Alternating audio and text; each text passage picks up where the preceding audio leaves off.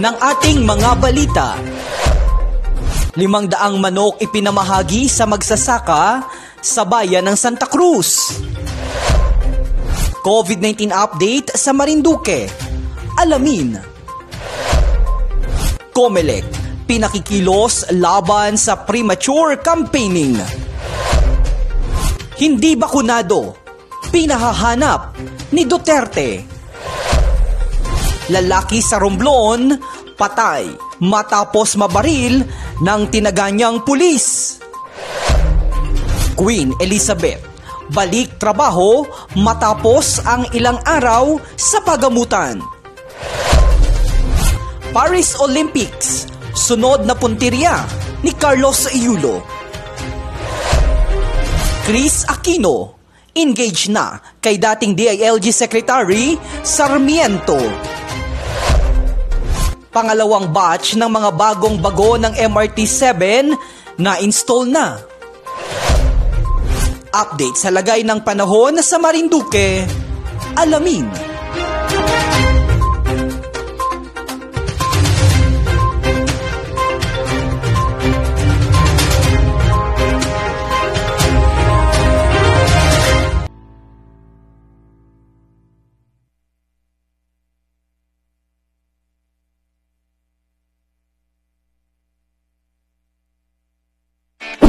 Dahil bakunado ka, aba panalo yan! Sali na sa Bakunado Panalo Raffle.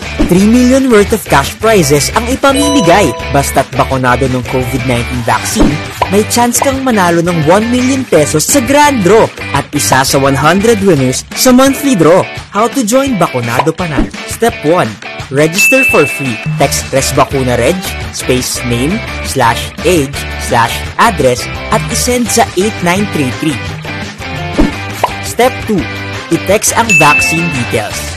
Text ResBacuna, space, first letter ng vaccine brand, /pangilang dose, /LGU, /petsa ng bakuna, at isend sa 8933. Piso lang kada send. Kung partially vaccinated ka o nakatanggap ka ng unang dose, meron ka ng 1 raffle entry. Kung fully vaccinated o nakatanggap ka na ng 2 dose, additional 2 raffle entries for a total of 3 raffle entries na agad para sa'yo. Para sa bakuna na isang dose lang gaya ng Johnson & Johnson's Janssen, don't worry, 3 raffle entries agad ang makukuha. Para naman sa ating mga senior citizen, double the number of entries ang makukuha nyo. Kung partially vaccinated, may 2 raffle entries ka. Kung fully vaccinated naman, makakakuha ka ng 6 na raffle entries. 3 monthly draws at isang grand draw worth 1 million pesos ang naghihintay sa December 2021. Ano pang hinihintay mo? Sali na! Sa ResBacuna, protektado ka na, panalo pa! Bakunado Panalo Raffle. Para sa'yo ito. Para sa karagdagang impormasyon, pumunta sa aming website.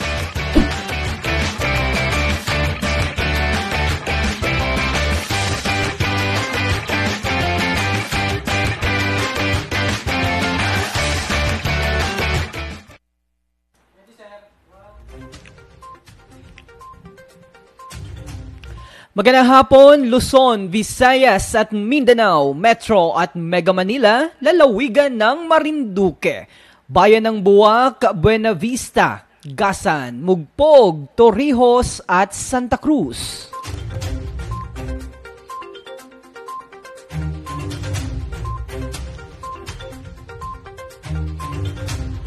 Ako po si Romeo Mataak Jr., ang inyong magiging tagapagbalita. At kasama po natin si Adrian Rosales para sa ating sa sentro ng Pilipinas. At sa detalye ng ating mga nagbabagang balita.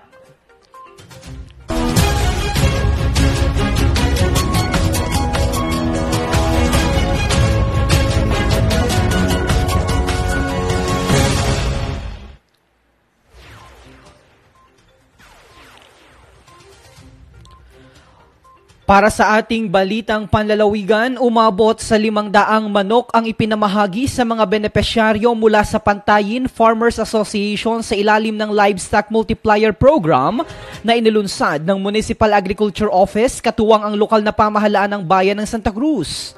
Layo ng nasabing programa na makapagparami at makapagbigay ng mga inahining manok sa mga magsasaka upang magkaroon at makapag-alaga ang iba pang benepisyaryo nang sa gayon ay magtuloy-tuloy ito at marami ang makinabang.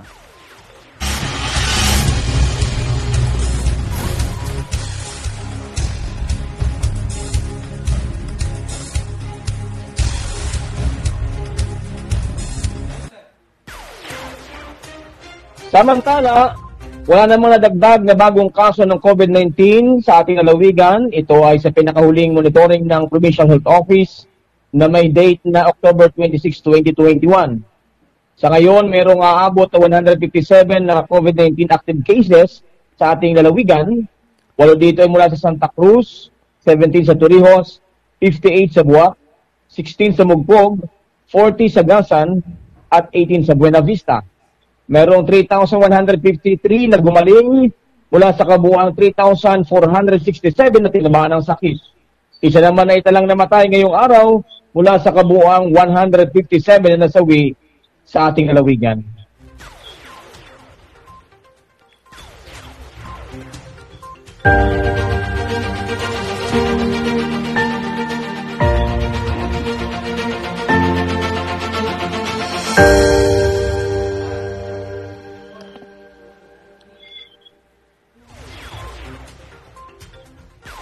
Samantala, para naman sa ating special coverage ng eleksyon 2022. Pinakikilos ng election watchdog na kontradaya ang Commission on Elections sa COMELEC na umaksyon laban sa nagaganap umanong ngayon na premature o maagang pangangampanya ng iba't ibang kandidato para sa lokal at nasyonal na posisyon sa darating na 2022 elections. Sinabi ni Kontradaya Convenor Danilo Araw na lantaran na sa ngayon ng paglabag sa election rules ng sari-saring politiko, kaya kailangang umaksyon na ang COMELEC, hindi umano dapat magpatali ang komisyon sa legal na teknikalidad ng batas. Inihalimbawa niya ang ginawang mga motorcades at iba pang mass gatherings ng iba't ibang kandidato na tinukoy niya na pasok na sa electioneering. Patuloy umano na kukontra ang kontradaya sa mga premature campaigning, lalo na kung galing sa pondo ng pamahalaan ang ginagamit ng mga ito. Una nang ipinaliwanag ng COMELEC na wala silang magagawa ngayon sa mga umiikot at nagpapaskil ng mga posters dahil wala pa namang ikinokonsidera na kandidato dahil malalaman pa ito sa darating na Desyembre 2021. Samantala mga kababayan, kayo po ay patuloy na sumusubaybay at nakatutok sa balitaan sa sentro ng Pilipinas. Mga kababayan, maaari po kayong makibahagi, makisangkot sa atin pong mga programa sa pamamagitan naman ng pagpapadala ng inyong mga mensahe, suwestyon at mga pagbati sa ating comment section box o kaya naman po ay sa pamamagitan ng pagtawag o pagpapadala ng inyong mga mensahe o pa-shoutout sa ating hotline number 0923-729-9113. Magbabalik po ang balitan sa sentro ng Pilipinas makalipas lamang ilang mga paalaala, subalit ang programa pong ito ay nihahatid sa inyo ng Watercare. Lolo, Lola, 1 taon na tayong nahiwalay dahil sa quarantine. Miss na po namin kayo. At ang inyong masasarap na luto at pag-aalaga. May bakuna na raw po sa COVID-19. Kunin niyo po Kapag nabakunahan na ang lahat, makakapiling na muli namin kayo. Kung ikaw ay edad 60 pataas o may iba pang karamdaman, magparehistro na para sa Resbakuna kontra COVID-19.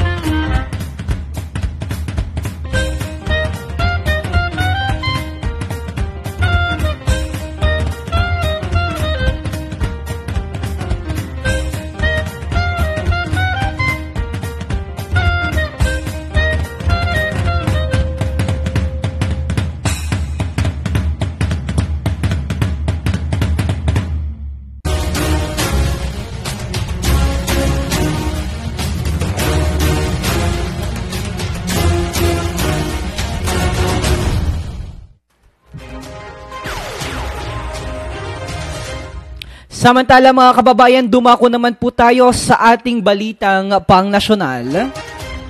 Inatasan ni Pangulong Rodrigo Roa Duterte ang mga leader ng local government units o LGUs na hanapin ang mga hindi pa bakunado sa kanilang lugar at kumbinsihin na sila ay magpabakuna na. Sinabi ng Pangulo na dapat pasyalan na ng mga mayors at mga kapitan ng barangay ang mga nasasakupang lugar upang malaman kung sino pa ang mga walang bakuna. Binanggit din ng Pangulo na magkakaroon ng kaso ang mga hindi makakasunod na LGUs sa pamamagitan ng Department of Interior and Local Government o DILG. Marami anyang supply ng bakuna sa Pilipinas. Hanggang nitong Oktubre 24 ay nakatanggap na ng mahigit 97.6 milyong COVID vaccines ang bansa.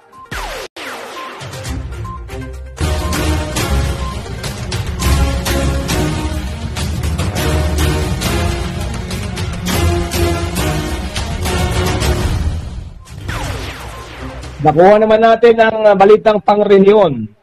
Isang lalaki nag-amok ang nasawi matapos itong mabaril ng tinaga pulis kaninang umaga sa barangay Tabubuan sa bayan ng Udyungan.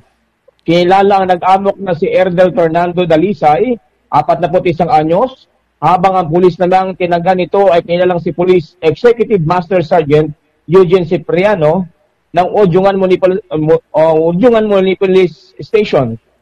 Sa ulat ng Udyungan MPS, nakatanggap sila ng tawag mula sa Barangay Kagawad Jovic Cabola bandang alas 5:30 ng umaga nitong Oktubre 25 para magresponde sa pag-aamok nito. Sinubukang kausapin ng pulis na si Cipriano, si Dalisay, ngunit bigla umano itong tinaga ang kamay gamit ang isang sundang. Dahil sa peligro sa kanyang buhay, binunot nito ang kanyang service firearms at pinutukan si Dalisay.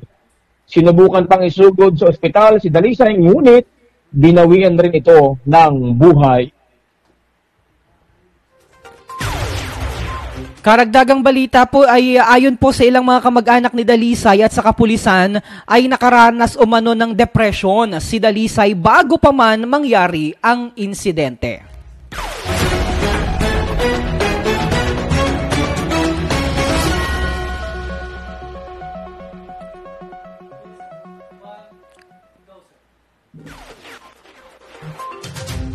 Samantala mula sa balitang panrehiyon, dumako naman tayo sa balita sa labas ng bansa. O sa ibayong dagat, balik na sa paninilbihan sa publiko si Queen Elizabeth II matapos ang ilang gabing pananatili nito sa pagamutan.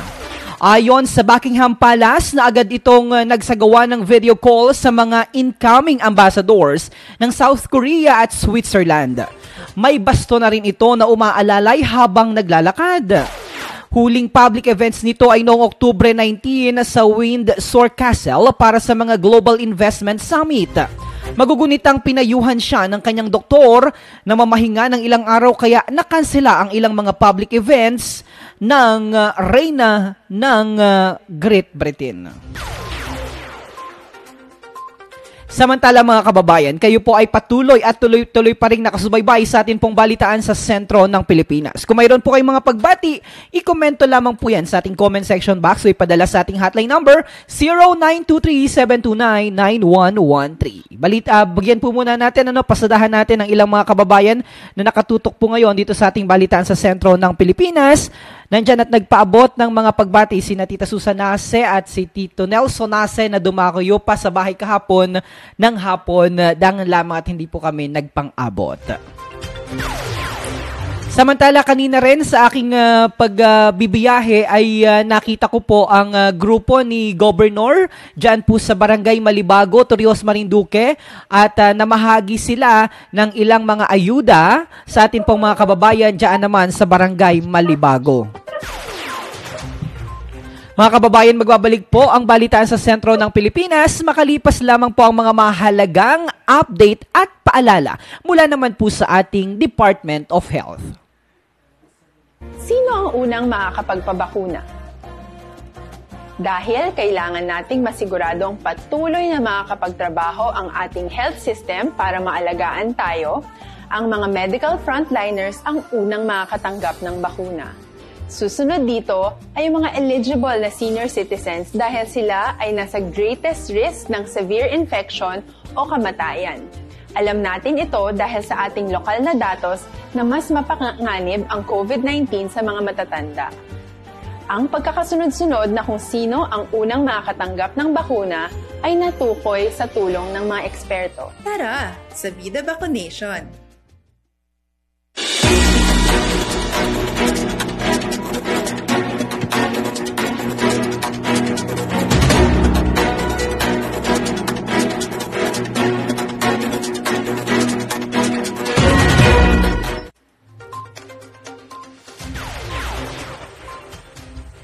Sa ating balitang pampalakasan, lalo pang nagpursigi si National Gymnastic Carlos Yolo sa na muling makapaglaro sa Olympic Games sa 2024 sa Paris, France.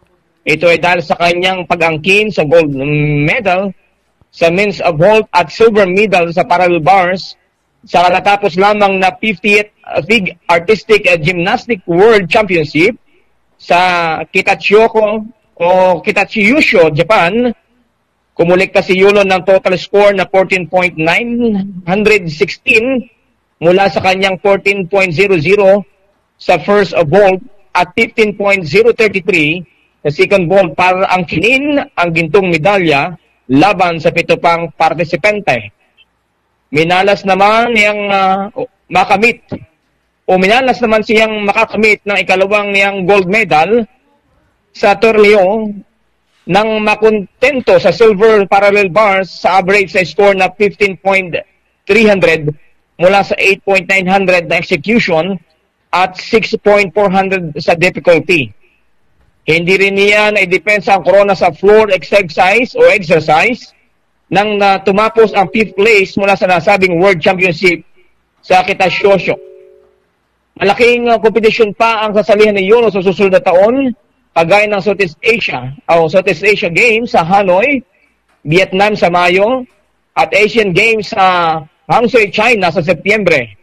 Samantala tatalakay ng Philippine Sports Commission Board kung magkano ang ibibigay na cash incentive kay Yolo. Nakasaad sa Republic Act 10699 o ang National Athletes and Coaches Benefits and Incentives Act na makukuhang gold at silver medal ng isang atleta sa World Championship ay may katapat na 1 million at 500,000 ayon sa pagkakasunod. Ngunit ito ay ibibigay lamang para sa mga world level competition na ginagawa tuwing ikalawang taon at may kalahok na humigit kumulang na 45 na bansa. Makitang o ang nakamit na gold medal sa floor exercise noong 2019 edition sa Stuttgart, Germany ay binigyan si Yolo ng PSC ng kabuang 1 milyong insentibo at 500,000 ay para sa kanyang panalo at 500,000 para sa pag-qualify sa 2021 Tokyo Olympics.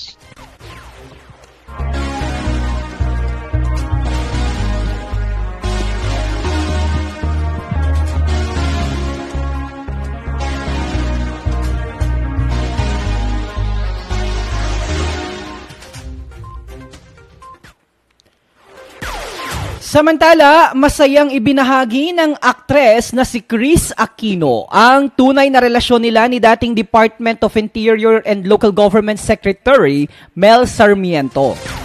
Sa kanyang Instagram account, nag-post ito ng larawan na magkasama silang dalawa.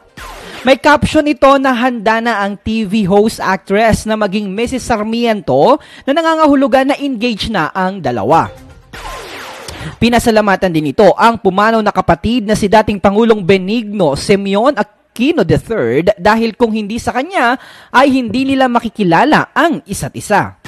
Magugunitang noong nakaraang mga buwan ay maraming mga fans at followers ng aktres ang naggahinala na magkarelasyon ng dalawa matapos na i-post ng aktres ang larawan ng dating kalihim.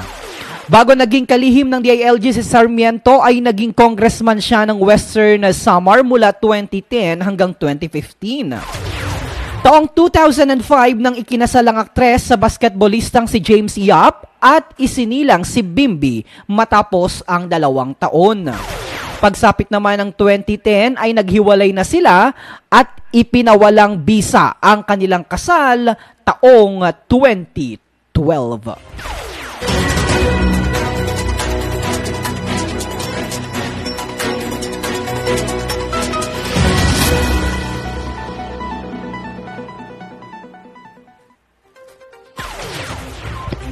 Sa ating tampok na balita, na-install na ikalawang batch ng bagong bagon ng release ng Metro Rail Transit Line 7 para sa tulong ng San Miguel Corporation.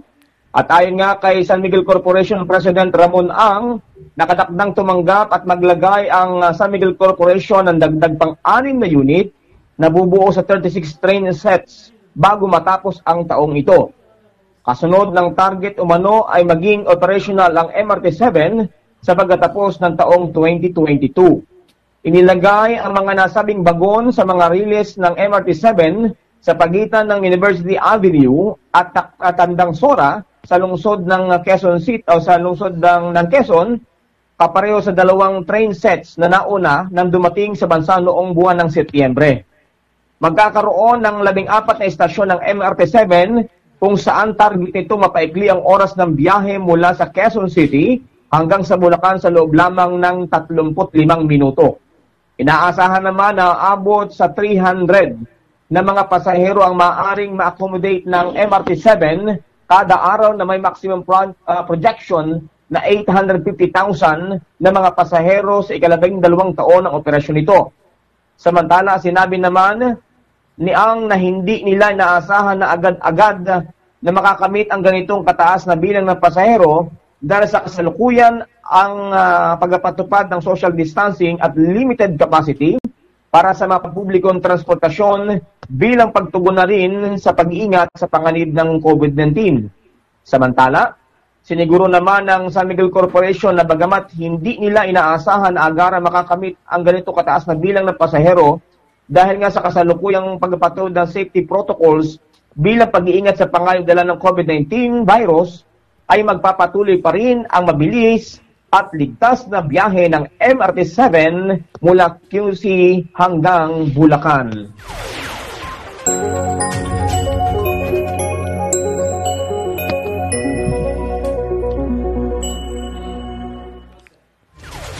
Samantala, para naman po sa ating lagay ng panahon sa Marinduque, bahagyang maulap hanggang sa maulap na kalangitan na may pulupulong pag-ulan o pagkidlat pagkulog ang iiral sa nalalabing bahagi ng Kabikulan sa Northern Samar, Oriental Mindoro, Marinduque at Romblon. Mahina hanggang sa katamtamang hangin mula sa hilagang silangan ang iiral na may banayad hanggang sa katamtaman na pag-alon ng karagatan. Ang araw po ay lulubog alas 5:22 ng isang magandang hapon. Samantala sa kasalukuyang sitwasyon po dito sa ating probinsya, particular dito sa bayan ng Buwak, nararanasan natin ang maghapon na wala namang pagbuhos ng ulan, pero sa madaling araw ay nararanasan na po natin ang malamig na panahon. Bunsod naman po yan ng amihan. So mga kababayan, medyo mahirap na ang sabi nga ay magligo sa umaga, pero kinakailangan at yan po ay tuloy-tuloy nating mararanasan hanggang sa darating naman po na Enero bago matapos po ang taong ito. Samantala, alamin natin ang lagay ng panahon dyan sa bahagi ng Gasan sapagkat naka-work from home po ang ating kasamang Adrian Rosales. Kumusta ang sitwasyon nyo dyan sa buong maghapon? Partner, dito naman sa aming lugar sa Gasan ay mayroong kaninang manaka-naka na pag-ulan at din nga sa ating pag-monitor din kayo dyan sa Gasan Municipal Cemetery, talagang yung mga kabayan natin kayo ni sumilong dahil biglang bumuhos yung ulan. Pero saglit lang naman, as of now, maganda naman na yung panahon dito sa amin sa bayan ng Gasan. Dahil dyan, alamin natin yung may pinadalang mensahe ang kasama natin diyan sa ang ating information officer ng bayan ng Buwak sa katauhan ni Ate Jingjing Loto. Aniya ay para po sa kaalaman ng lahat upang maiayos ang pagdalaw sa alinmang sementeryo sa bayan ng Buwak. Mahigpit na ipatutupad ng pamahalaang bayan ng Buwak ang mga sumusunod na gawain alinsunod sa Sangguniang Bayan Resolution number 2021-156. Mga patakaran at panuntunan sa pagbisita sa sementeryo dito po sa bayan ng Buwak. Bawat isang pamilya ay bibigyan ng 3 peraso ng special undas pass upang magamit sa pagpunta sa sementeryo.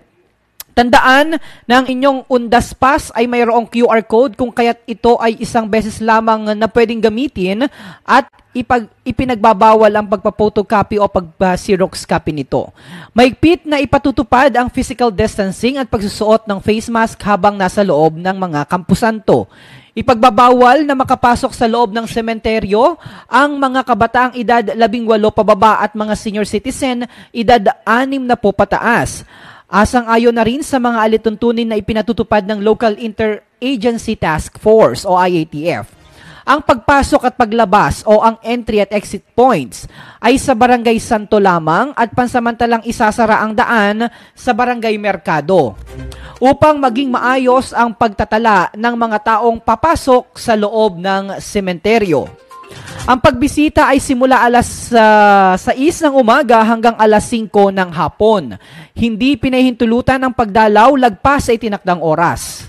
Maaring magdala ng tubig ngunit hindi papayagang ipasok sa loob ng sementeryo ang iba pang uri ng mga inumin, partikular ang alak.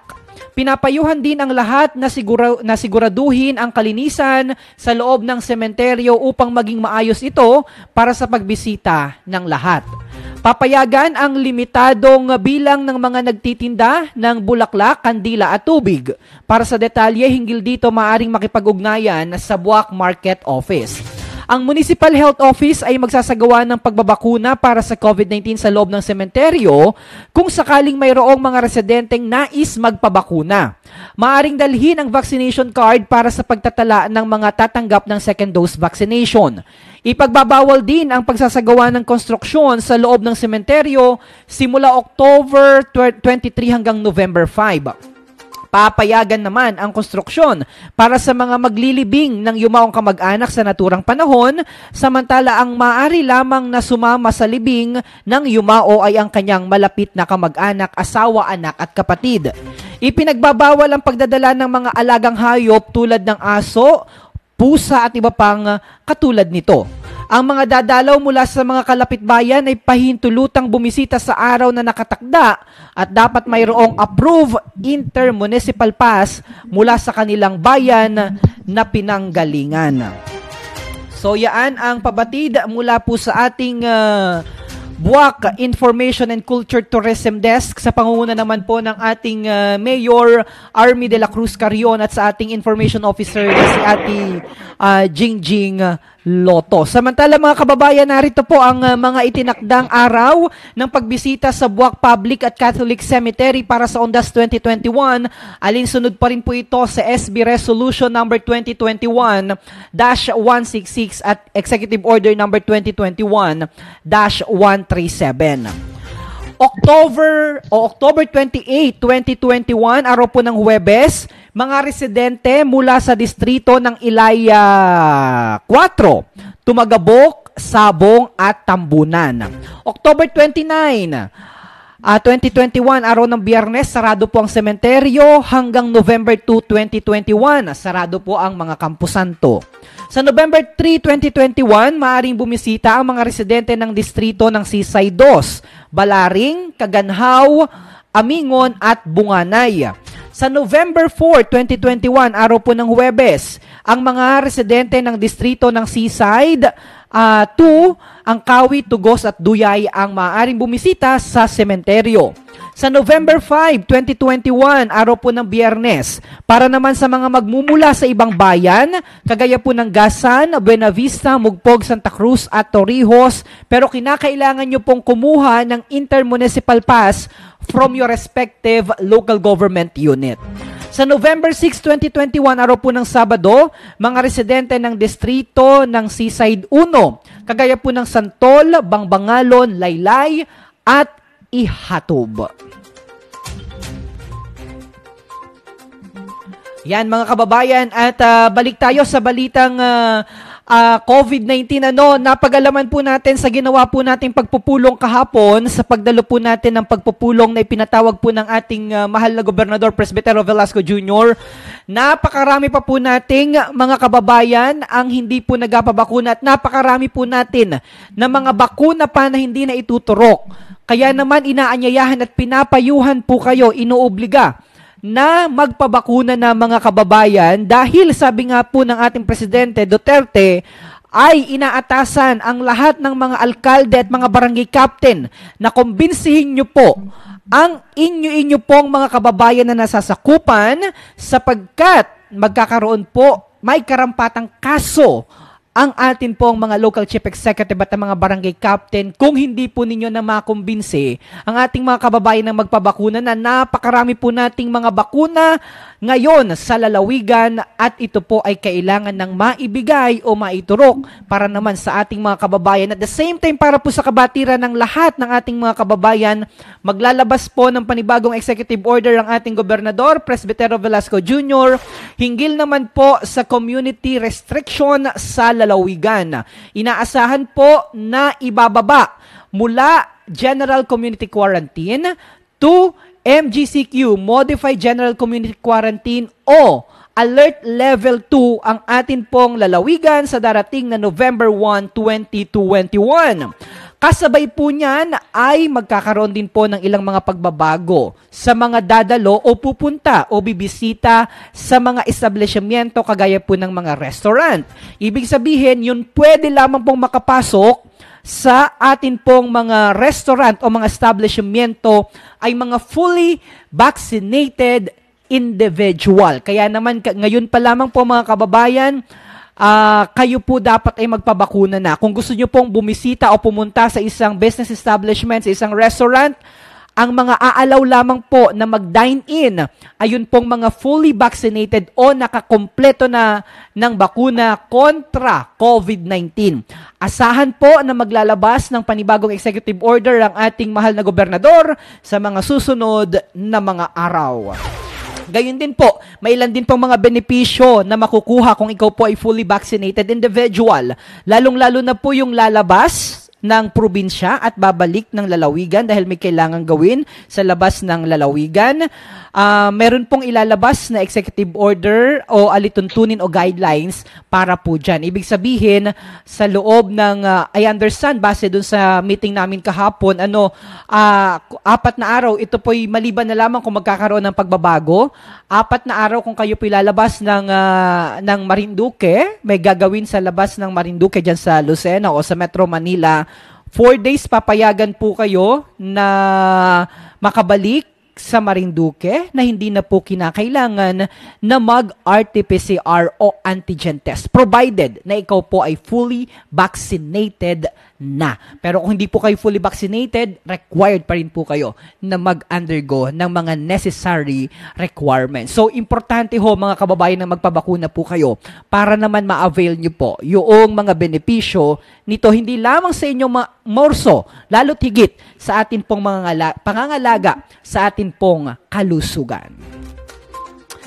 Mga kababayan, as our governor mentioned yesterday during our meeting, sa mga susunod po, sa mga darating na araw, ilalabas po ang executive order hinggil po sa announcement na yan. Samantala, pasadahan muna natin at bigyang daan muna natin ang ilan nating mga kababayan na nakisangkot o nakibahagi sa ating balitan sa sentro ng Pilipinas. Nanunood mula sa Las Piñas City. Stay safe, DJ Myong and DJ Adrian. Kabayang Rose Mendoza. Watching from Las Piñas at ingat po sa lahat ng ating mga kapamilya. Samantala, sa pagpapatuloy pa rin ng ating balitan sa sentro ng Pilipinas, ibigay muna natin ang ating pong pagkaing pangkaluluwa. Ayan, at ang ating po pagkaing pangkaluluwa ay mula po sa sulat sa mga taga-Pilipos, Kapitulo 4, versikulo 6. Huwag kayong mga balisa sa anumang bagay, kundi sa lahat ng mga bagay sa pamamagitan ng panalangin at daing na may pagpapasalamat ay ipakilala ninyo ang inyong kahilingan sa Diyos.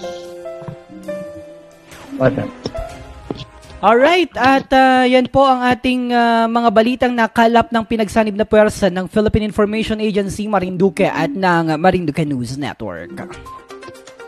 Meron pa ba tayong mga pagbati na nais pasadahan? Ating Minalin Palma at ating Nanette Patetiko ng Hong Kong. Gayun si kabayang Laila Morillo Perder ng Germany. Mga kababayan natin sa Marinduque News Community, ang ating Marinduque News Angels. Sa panguna ni Rosemary Cañete, Nite, kabayang Jason Malalad Hermosa, Mark Ariel Ordeliano na mukhang hindi naka-online ngayon dahil hindi ko nakita nag-share at nag-post o nag-comment. Gayun din kay kabayang Hannah Gail Seraspe. At ang ating espesyal na pagbati sa aking kapatid na nagdiwang ng kanyang kaarawan kahapon. Happy birthday sa aming bunso, Romeline Almonte. Mataak na nandyan ngayon. Sa aming outlet naman sa atin pong M. Luelier Express sa Buena Vista Branch. Gayun din, ating pagbati get well soon kay Tita Rita C. at sa lahat ng pamilya ng C family, sa lahat ng C family sa pagbibigay daan at puwang para naman magkaroon tayo ng libreng access dito po sa ating Lucky 7 Channel 3 kung saan ay napapanood po at sumasayang papawid ang mga programa ng Marinduque News Network. Gayun din, pagbati at get well soon sa tatay ng ating kasama dito sa Marinduque News at sa Philippine Information Agency. I mean, si Maki Nardo sa kanyang tatay na si Macario Nardo Sr. Get well soon, tatay, and looking forward meeting you personally. A special shoutout din kay Latita Maida Lagran at sa lahat ng bumubuo ng DepEd family dyan sa ating, sa pangunguna naman ni Dr. Elsie Barrios. And of course, special shoutout din sa lahat ng ating mga kaibigan dyan naman sa Department of Environment and Natural Resources headed by our dear friend Penro Aimee Diaz. Gayon din sa ating kaibigan, DTI Director si Roniel Macatol, na bukas ay mayroong programa dito sa ating dito sa Marinduque News Network, ang Winner Ka, Negosyo at Consumer. And of course, sa kalutang at sa lahat ng mga programa, Doc Tito Rejano na sa Lina Angeles on board at Press Be With Love, Press Be With You. Ano pa? Meron pa tayong mga nakalimutan ng mga programa. Chapa, kalutang, ano pa? Tapos na, Press Be With Love, Love on Air, and hopefully si Mayora ng Bayan ng Buwak, magtuloy-tuloy niya sa kanyang Carry On Air naman na program. Alright, so mga kababayan, unless meron ka pang pagbati, DJ Adrian, please go ahead. Okay na, partner. Alright, at dito po nagtatapos pansamantala ang ating pong balitan sa sentro ng Pilipinas sa pangalan po ng aking mga kasama dito sa Marinduque News Network, headed by our director, Direct Mark Cesar Ola. Sa kanyang assistant director, Mr. Santino Latorrena. Aking kasama sa Philippine Information Agency, Mr. Maki Nardo Jr. And of course, sa aming kasama naman sa technical, Mr. Jopit Lumagbas. Ako naman, Romeo Matac Jr. ang inyong naging tagapagbalita. Ito naman inyong kabayan, Adrian Rosales. At ito po ang balitaan sa sentro ng Pilipinas. Magkarinigan, magkakitaan po tayo sa susunod na bukas, sa araw ng bukas, bukas dito po sa atin pa rin pong himpilan, Marinduque News Network. At ito po ang balitaan sa sentro ng Pilipinas.